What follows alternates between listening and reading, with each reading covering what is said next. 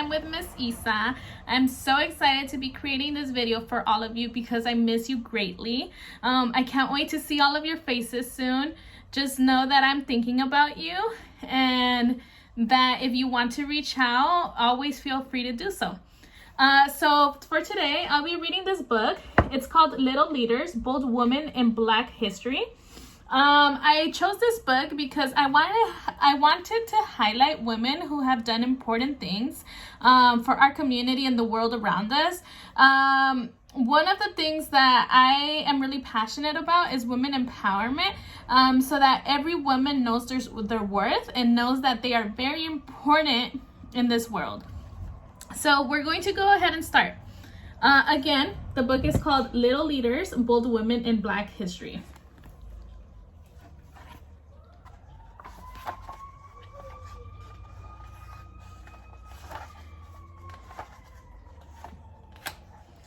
I'm going to start with reading to you all about Harriet Tubman. She lived from 1822 to 1913.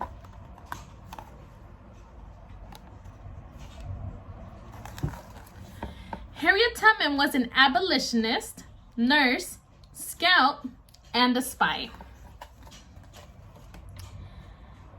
One of 9 children, Harriet was born into slavery under the name Araminta Harriet Ross. Both her parents were West Africans hailing from the Ashanti warrior people. While many of her siblings were sold and traded to distant plantations, one good fortune, Harriet, was to remain united with her parents throughout her youth. When she was 15, Harriet was accidentally hit in the head with an iron weight and fell into a coma for 3 days. Her brain injury resulted in narcolepsy, a permanent disorder that caused her to fall asleep at random times.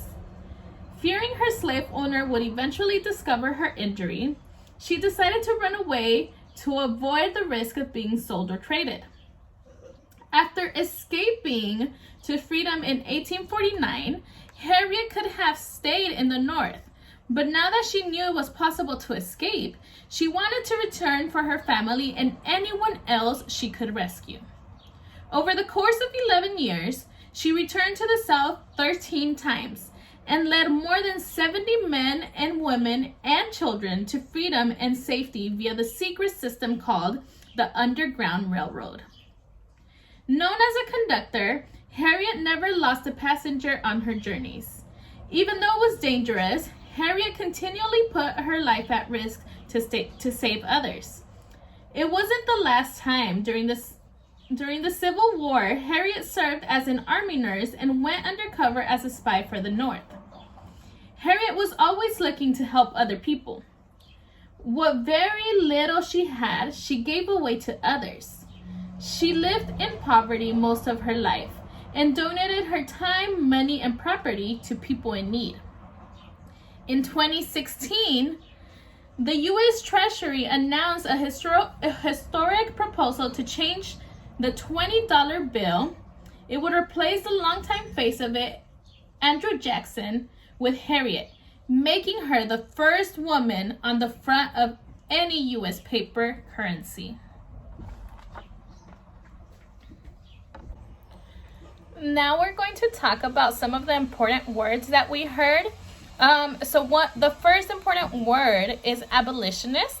So what I'm going to do for you all is I'm going to write it out. That way you know how to spell it. And then I'm going to tell you what it means. I'll be using white paper to write down the important words that we heard.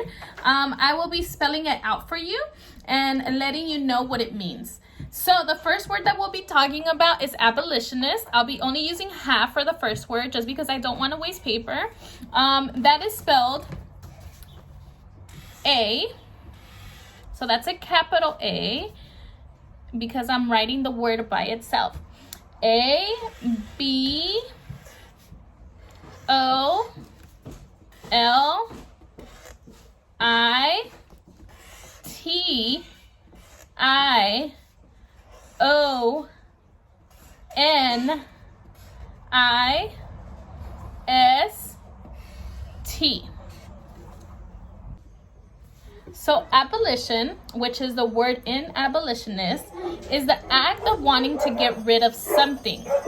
So for example, since we're talking about an abolitionist, this now means that it is a person who is trying to get rid of something. In this case, Harriet Tubman wanted to get rid of slavery. So I am now done decorating my flashcard for the word abolitionist. This is the outcome. Get as creative as you want. Obviously, just because of time, I only did this. But if you have more time in your hands, go ahead and decorate it, make it look nice.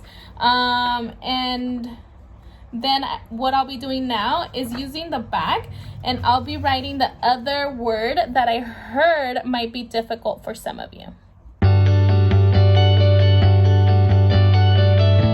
So the next word that I'll be talking about is plantation, and you spell that Plantation.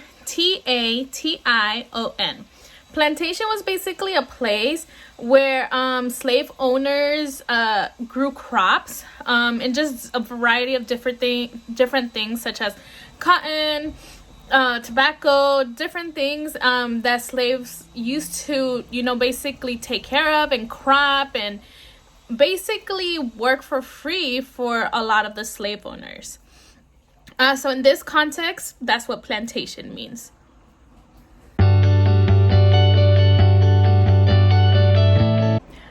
Alright everyone, that's it for today. I can't wait to create another video next week. I hope you enjoy this one. See ya!